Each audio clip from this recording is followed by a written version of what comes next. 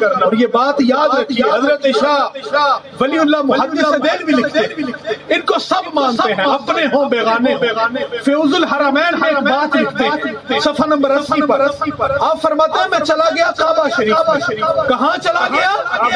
ذرا اونچا بولے، کہاں چلا گیا؟ کعبہ شریف میں۔ آپ فرماتے ہیں جب میں وہاں گیا مکہ میں تو میں نے دیکھا کیا کہ کچھ لوگ بیٹھے ہیں اور کوئی ذکر ہو رہا، کوئی مجلس لگی اور وہ مجلس ایسی مجلس، یا فرماتے ہیں کہ میں نے دیکھا کہ اس مجلس کے اوپر اللہ تبارک و تعالیٰ کے فیوز و برکات کی بارش فرما رہا۔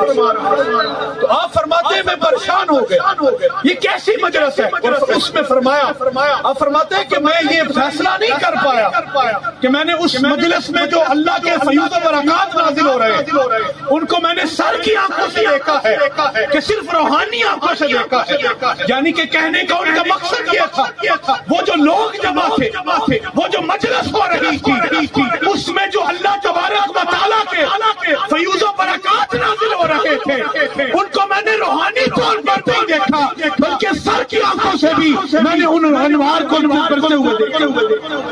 آپ فرماتے ہیں میں پاس چلا گیا اور میں نے اس میں غور و خوض کہ آخر یہ کیسی مجلس ہو سکتی، یہ کیسا لوگوں کا اجتماع ہو سکتا کہ جس کے اوپر اس طرح اللہ تبارک و تعالیٰ کے فیوز و برکات نازل ہو رہے ہیں۔ آپ فرماتے ہیں جب میں نے پاس جا کے دیکھا تو وہ لوگ کیا کر رہے تھے؟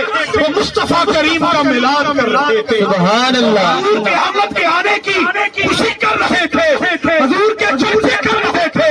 اس لیے اللہ تبارک و تعالیٰ اس مجلس پر اپنے فیوز و برکات کو نازل فرما رہا ہے۔ سبحان اللہ۔